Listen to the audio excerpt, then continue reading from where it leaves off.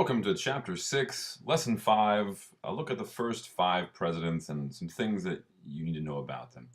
So I'll take you through the important stuff and a little bit of extra stuff, and then at the end of each president, I'll show you the notes that I'd like you to write down. So, starting with number 1, Big George.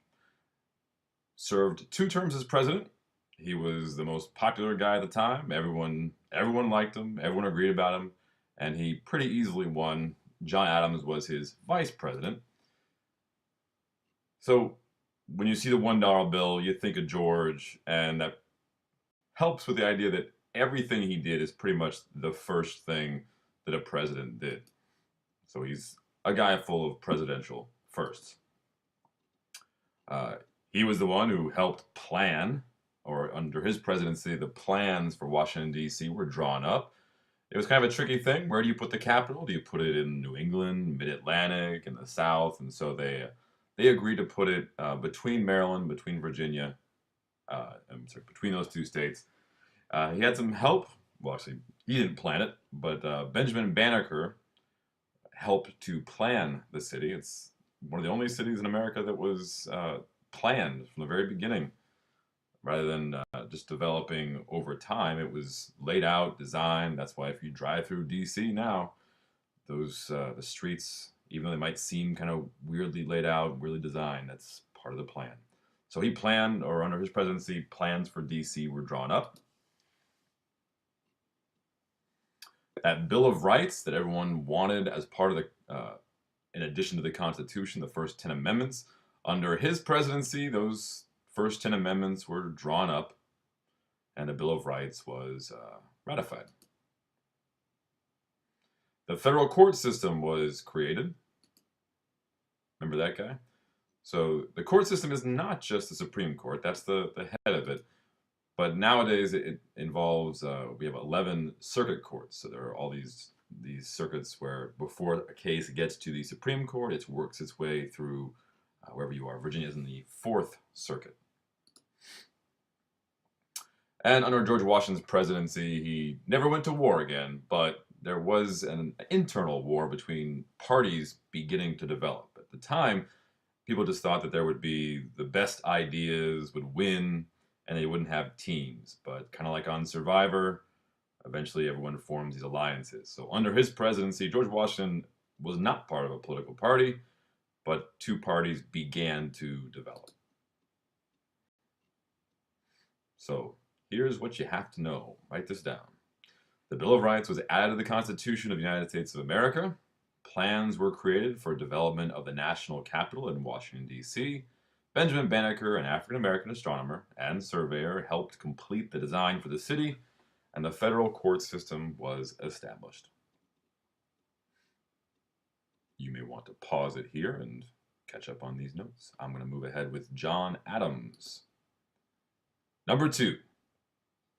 John Adams. He served 1 term. Now, it is worth noting that this is the first time in history that the most powerful person in the country, in a country in the world, left without a fight. George Washington just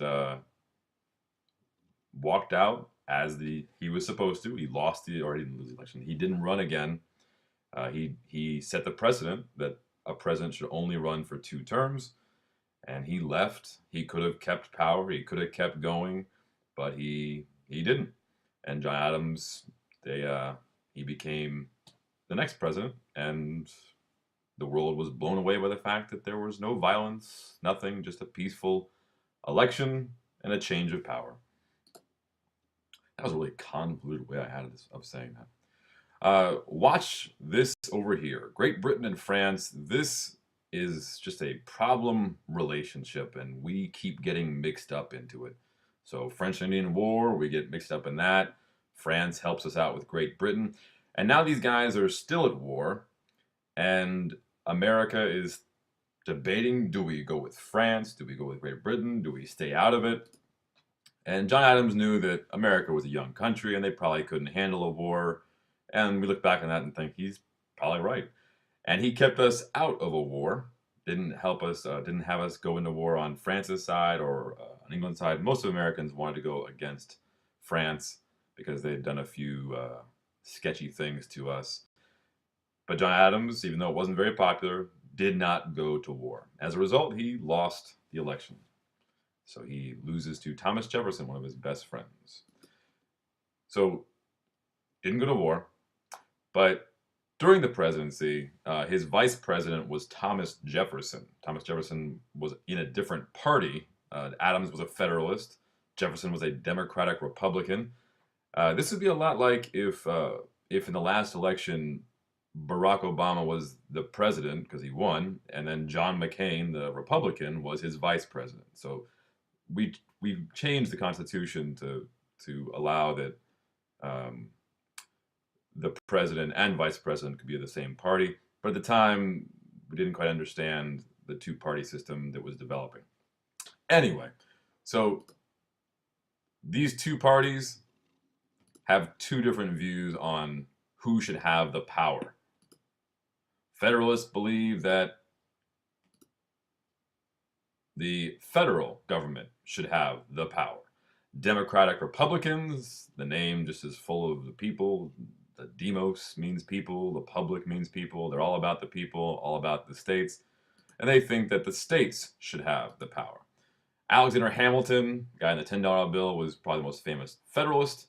And the guy in the $2 bill, which you don't see too many of these days, Thomas Jefferson, was the most famous Democratic Republican. So that this rivalry between the two parties begins to form during Adams' presidency. Two-party system emerged, and he kept us out of the war between France and England. Two things worth noting about John Adams. You might want to pause it here, and I'm going to move on to the third guy, TJ.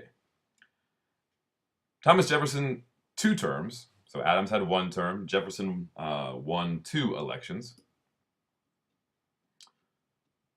Noted for 2 things. I think of Louis Louis, Louisiana Purchase. Remember that war with England and France? Well, France and Napoleon, they kind of need some money.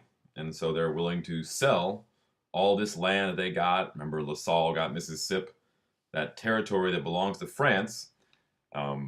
They sold it for $15 million. So that's 828,000 square miles for $15 million. That is an incredibly good deal. I think even in today's money, that amounts to less than $1 for an acre of land. That is a crazy, crazy bargain. And Thomas Jefferson took the deal. So increased the size of the country, and he sent Lewis and Clark to go explore it. So Jefferson noted for 2 things: the Louisiana Purchase and Lewis and Clark being sent to go explore the Louisiana Purchase. All that new land west of the Mississippi. All right, that's number 3. Move on to number 4. James Madison. We already know him as the father of the Constitution. Daddy! But he's also the president during the War of 1812. The Empire Strikes Back. So this is, again, a war with England, and it has to do with that conflict between England and France, and we finally get stuck in it, and we end up fighting against England again. It's called the War of 1812, but it kind of goes from 1812 to 1815, but we know it as the War of 1812 because that's when it begins. So you have that conflict between France and England, and we end up fighting against England. This is where Andrew Jackson, who will become president, wins the Battle of New Orleans. This is where we see the battle at Baltimore, where we get the Star-Spangled Banner from. We see Washington, D.C. get burned, and the White House gets burned, and James Madison's wife, Dolly, helps to save some things, including the portrait of George Washington. And I believe the documents, the Constitution, Declaration of Independence, were stored away in Leesburg during the destruction of DC. Now, what this does is it gains, we win the war, or at least yes, we win the war. And we earn the respect of England and other European countries. So they'd kind of seen us as, we got lucky in the Revolutionary War, but in this war, they finally give us the respect that we think we deserve.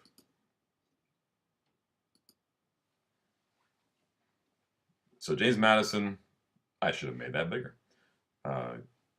We're not looking at his whole life's accomplishments, because if you look at the Virginia Plan and Constitution and Bill of Rights, we're looking at, as a president, he's noted because the War of 1812 happened and it caused European nations to gain respect for the United States. Number 5, James Monroe, another very popular man. We haven't seen much from him at this point. We're starting to run out of founding fathers and founding framers. James Monroe, the last day of his presidency, 1825. I'm sorry, I was getting distracted by something. Sorry. James Monroe, 1817 to 1825. After that, John Quincy Adams will become president, number 6, son of John Adams. So James Monroe buys Florida off of Spain after Spain gets invaded. So first we take it, and then we politely buy it.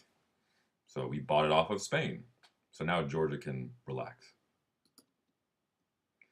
Then he creates this Monroe Doctrine. Actually, John Quincy Adams wrote it up or helped create the idea, but we call it the Monroe Doctrine. What it means is, this is our hemisphere, Western Hemisphere. Everybody from Europe needs to stay out. This is ours. No more colonizing. No more new colonies, no invasions. This is our hemisphere, stay out. And we've kind of stuck to this. This is seen as, this is a big American policy started by James Monroe.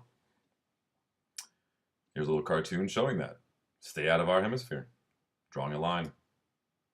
So, James Monroe introduced the Monroe Doctrine, warning European nations not to interfere in the Western Hemisphere, and he bought Florida from Spain.